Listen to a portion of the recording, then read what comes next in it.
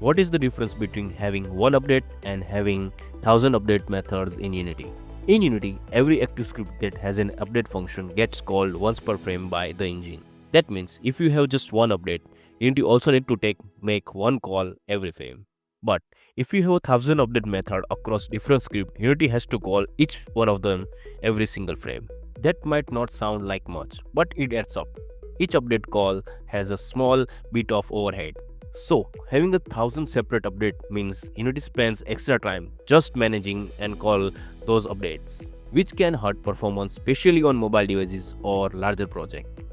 A better approach is centralize your updates.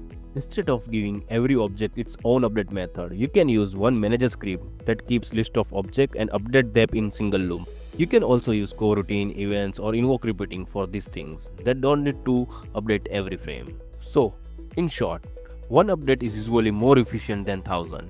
Unity can handle both, but minimizing the number of update calls lead to cleaner, faster, and more scalable code.